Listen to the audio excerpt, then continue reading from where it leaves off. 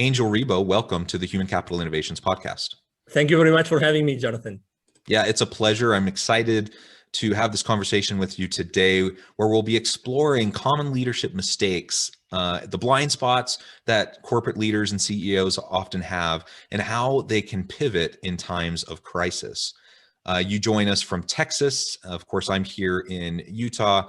It's always a pleasure to connect with people from around the country and around the world, and I appreciate you joining us today. As we get started, I wanted to share Angel's bio with everybody. Angel Ribo, known as the CEO Confidant, is an influencer, LinkedIn strategist, international TV host, public speaker, CEO consultant, board member, and philanthropist. In the last 21 years, Angel has helped more than 1,500 CEOs in 33 different countries to accelerate the growth of their businesses. He was born in Barcelona, and he has lived in 8 countries and speaks 5 languages. Established entrepreneurs and corporate CEOs hire Angel to bridge the gap globally for expansion and exposure to grow their businesses.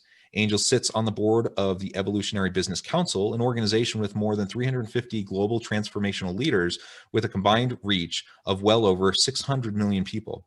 Angel is based in Texas, and early in 2017, he launched his international foundation, Wisdom for Kids, and he has helped more than 1,000 underprivileged kids in Latin America become entrepreneurs using their local resources. See Angel Ribo on all of his social media outlets. And I'm, again, really excited to talk with you today. Angel, is there anything else you would like to share with listeners by way of background or personal context before we launch into the conversation today? No, well, thank you very much for taking so much time to read my bio. Maybe to say something which is not there, but it's who I am really, and I consider myself to be the connector of the unconnected. I consider myself someone who is able, or who's here in this, day and time to really help people that are unconnected today to get connected. Yeah, I love that. I think we need more of that. We need more bridge builders. We need more connectors in this ever increasingly messy and complicated world. We just need those connections. We need more people we can lean on and rely on. And so the work that you're doing is wonderful. Thank you. And it's amazing the reach that you've had over the course of your career, the number of executives and CEOs you've had the opportunity to coach and mentor and consult with. And I really think that's where it's at in terms of making a broad impact, when we can influence leaders who in turn can then reach out and influence their organizations. The impact can be incredible. It's true. And we tend to underestimate, sorry to interrupt you, but it's so important. It's so important to remember that every single human being, every one of us can really make a difference and influence and impact the world and impact everybody around us just by being ourselves, by being fully present in everything that we do. So it's much easier. To be honest, 5 years ago when I started my own entrepreneurial journey, I had no idea of those things until I really sat down one day and I started counting them.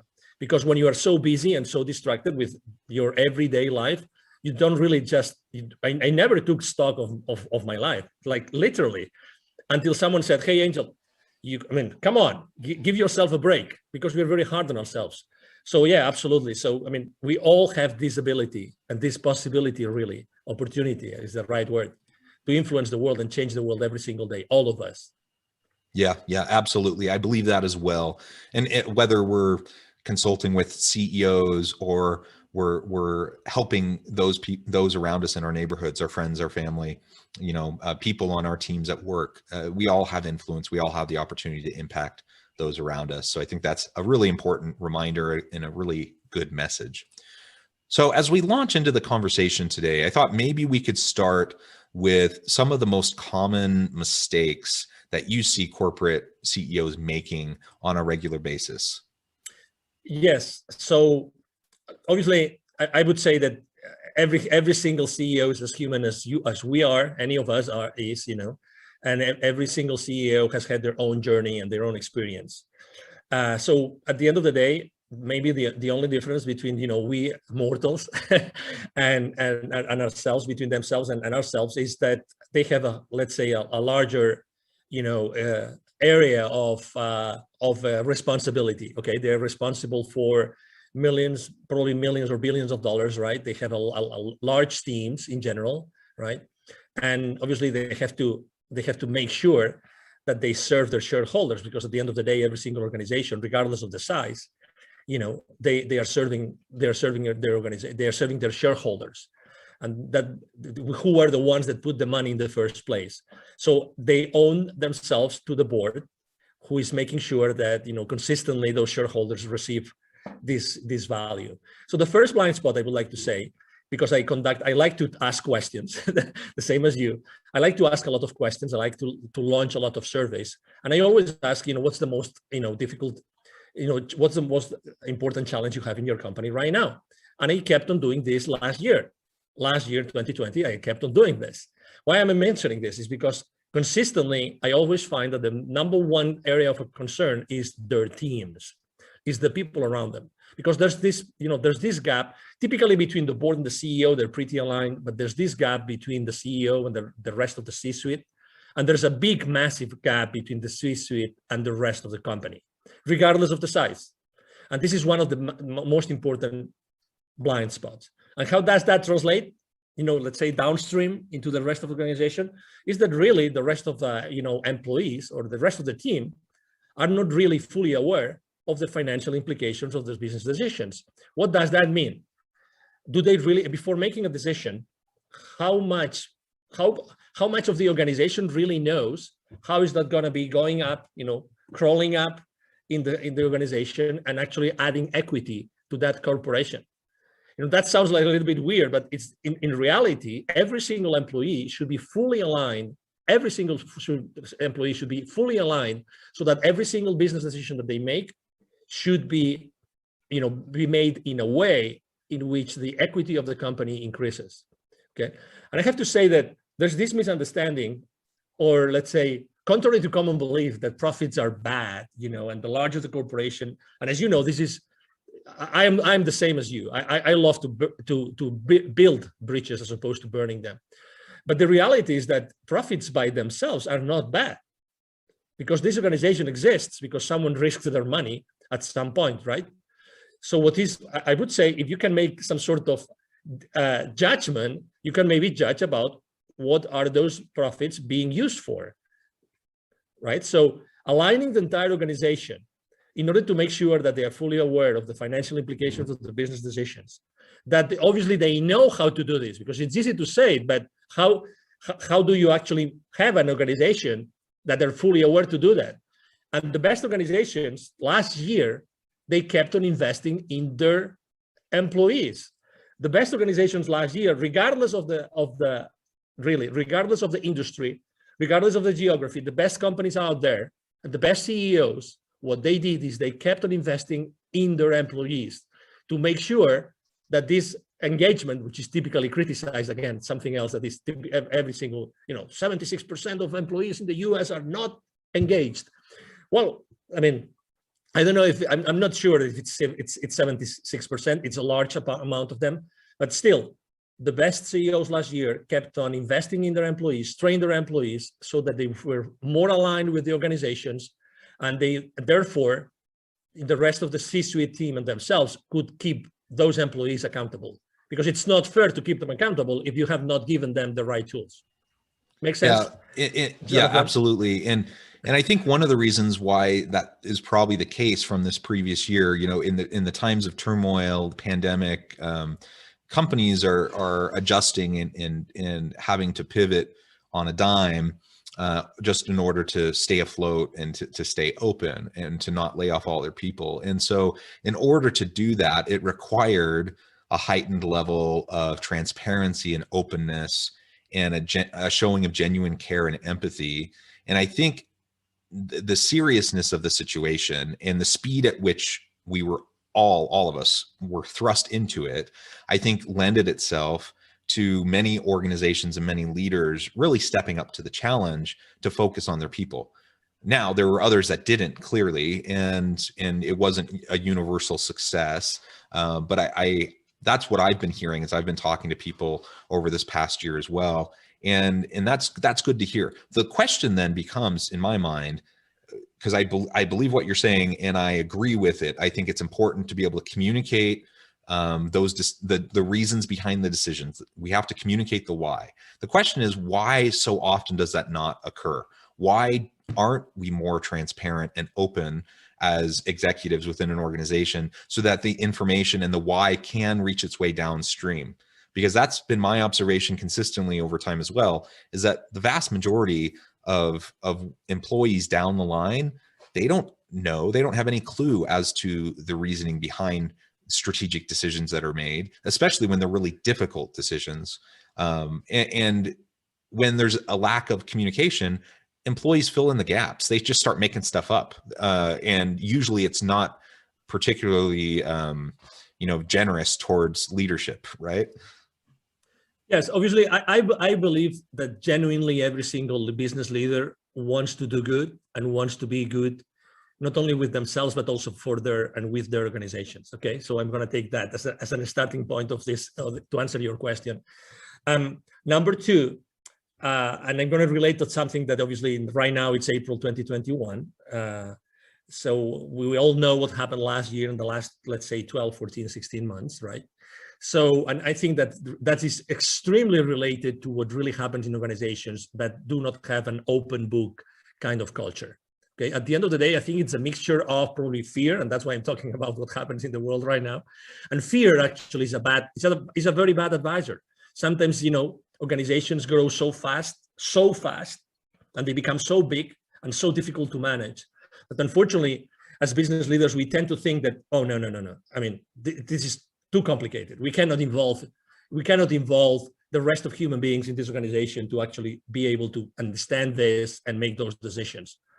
And why? And it's also very simple. I mean, if leaders don't think that employees have really the ability or the skill, or cannot learn the skill to understand the financial implications of the business decisions, is the whole system.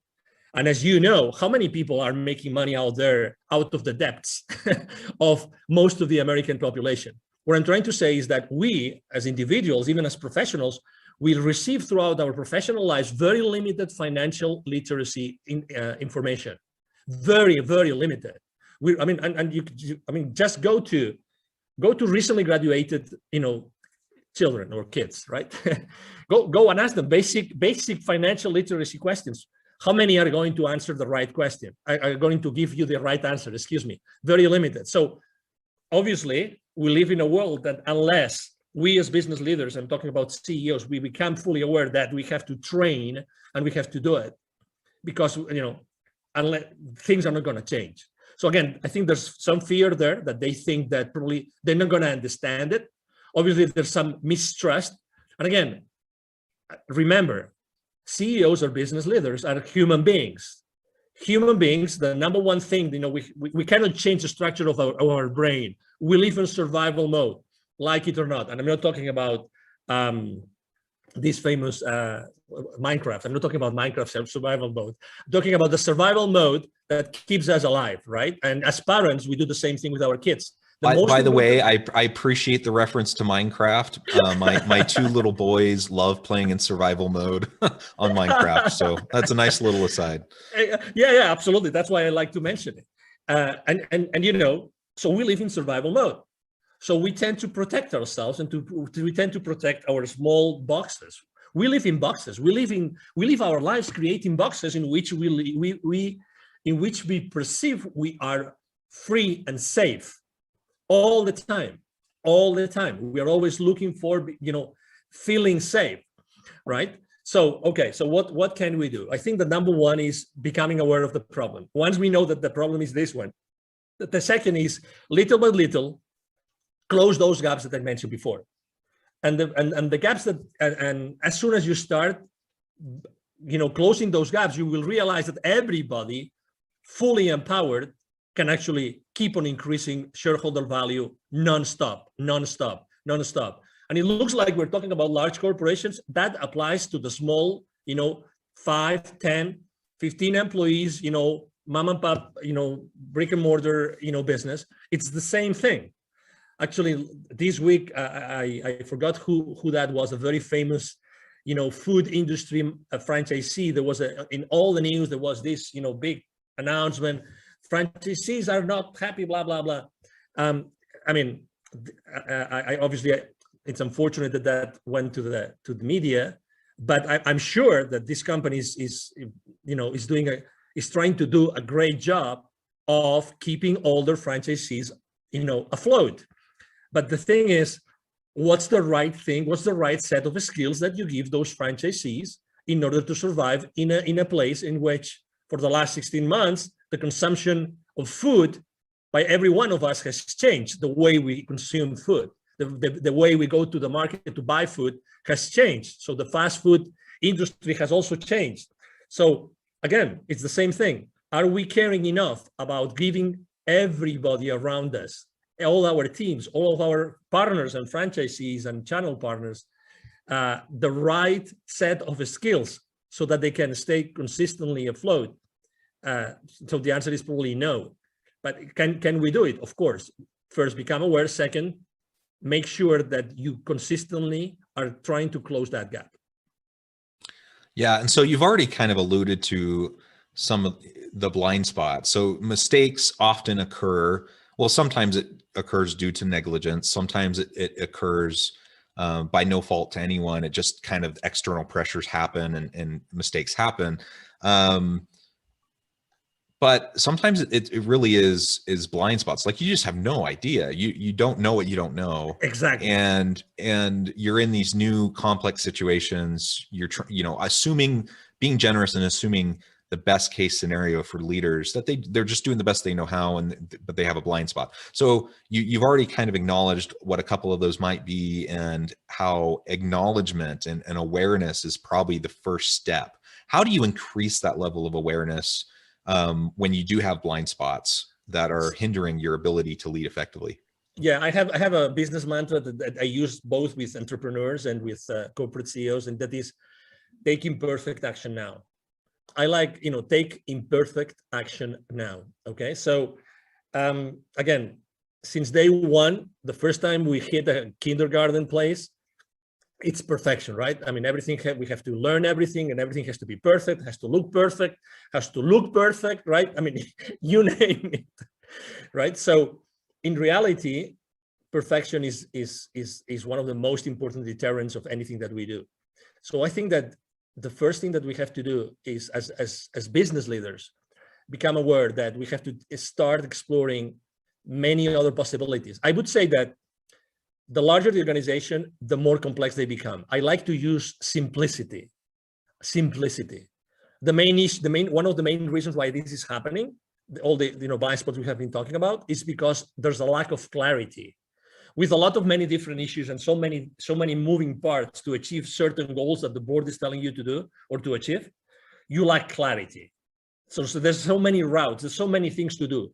And then with lack of clarity comes complexity along with it, like all come together. That's why I like to talk about in terms of simplicity. Take very simple ideas, use something called the deprivation test, which is try to stop doing all those things. What would happen in my company if I stopped doing A, B, C, D, and E? And analyze every single thing, literally. Start analyzing the top, let's say, I don't know, the top 10, 20, 30 different processes that are in place in any given organization. What if I eliminated that whole entire process? What would happen? That whole entire process. You would have so many surprises, Jonathan. So many surprises that we are doing things that we shouldn't be doing, but we just have been doing it. And we are so amazing as human beings that we can do the most, or we can do so many wrong things more and more efficiently every single day. It's crazy. Every single day, we are the masters of inefficiency by doing the wrong thing more efficiently every single day. It's crazy stuff. But that's, again, it's human beings. It's survival mode, So that's what I found every single day. That's why simplicity and immediately taking action and becoming aware of those things that really are not adding enough value. I think those are three things. Those are three ingredients that I see that really work very well in organizations today. Yeah, I love that. So I think as we acknowledge mistakes, we can start to set goals to correct them, right? And to grow and to develop not only ourselves, but the people around us. We can start to diminish our blind spots. We can never get rid of them completely, but we can shrink our blind spots as we do some of what you just talked about, as we surround ourselves with good people, with diverse perspectives who can help, shine a light on those blind spots and who we trust. And then as we get to that point where we start to diminish those blind spots, it does allow us to have a better chance at making the adjustments necessary to respond to these external pressures that we might be facing that might be negatively hurting the business. So let's, in our last few minutes, let's talk a little bit more about how we pivot during times of crisis, and ultimately with the goal of helping the organization to stay strong and sustainable.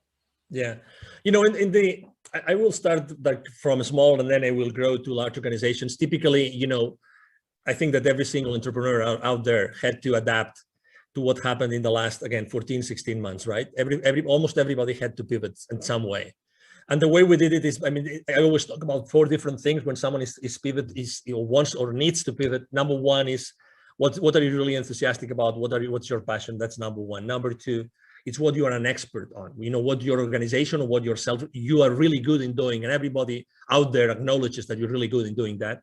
Number 3 would be, what is the market really wanting right now? What is the market really wanting? And number 4 is the market willing to pay for that? Those are the 4 things I always consider when I talk about pivoting. All those 4 things have to be considered.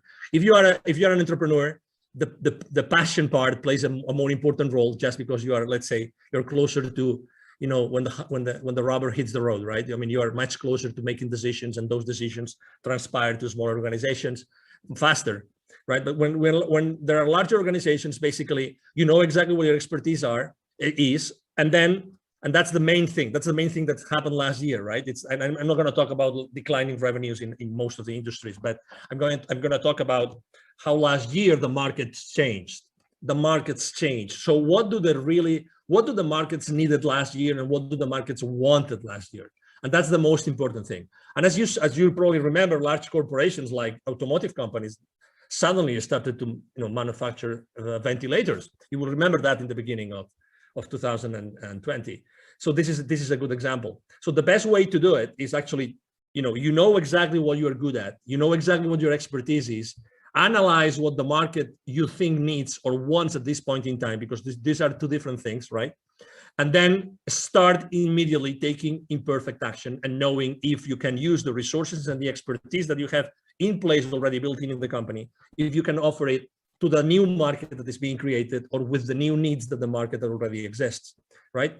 Obviously, that means business development last year changed a lot. You reached out to your clients and said, hey, how can I serve you better? I remember I myself was working for a large corporation 2008, 2009, and actually was one of the most successful years for me ever in the part of the business that I was dealing with in that particular company. You know why? Because we fully engaged like never before our client base. That's what we did. We reached out to them and we said, hey, we know you're suffering. How can we help? What's the number, and what's the best thing we could do for you today, knowing that it's going to be hard for everybody? What can we do right now?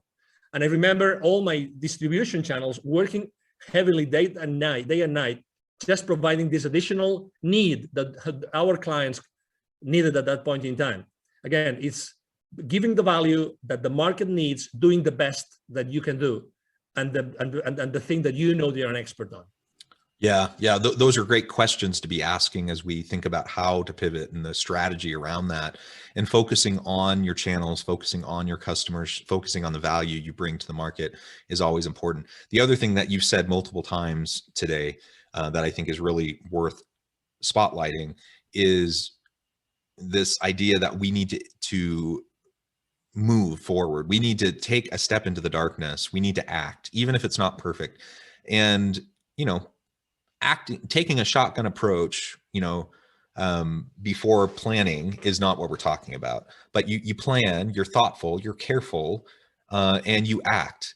And as long as you have built-in mechanisms to iterate, so you can learn, you have feedback loops and you can learn as you go, then the action becomes an opportunity for learning. And even if things don't work, you've learned, you refine, you iterate, now you keep acting, and you can build the plane while you're flying it, so to speak. And I think that's a really important reminder and a good lesson for people, especially those who might have perfectionistic tendencies. Angel, it has been a real pleasure talking with you today. I really appreciate your insights. The time has flown by. Before we close, I did want to give you a chance to share with listeners how they can get connected with you, find out more about your business, and then give us the final word on the topic for today. Thank you. Well, thank you very much. I mean, we are right now. It's it's April 2021, as I said before.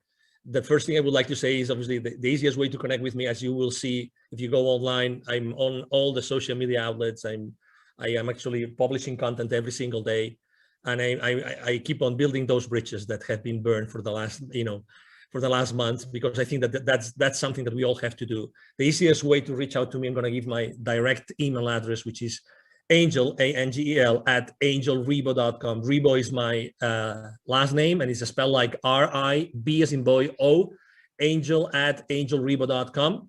And the last thing I would like to say is, even if sometimes it looks like we are stuck, it looks like we cannot move forward. It doesn't matter if you are, if you're a large corporation or if you are a small entrepreneur. What I would like to tell you is that, every single day we have the opportunity to discover how infinitely powerful we are, all of us. And there's really out there, there's gonna be always customers that only us we can serve with ourselves and or with our organizations. Only us we can do, or we can serve with our products and with our services. So just go out there, take imperfect action, receive that market feedback, and keep on course correcting whenever necessary. And obviously, thank you very much, Jonathan, for having me here today. And thank you to the audience that has been watching or listening to us. Wonderful. Thank you, Angel. It has been a real pleasure. I encourage listeners to reach out, get connected, find out more about what he can do for you. And as always, I hope we can all stay healthy and safe, that you can find meaning and purpose at work each and every day. And I hope you all have a great week.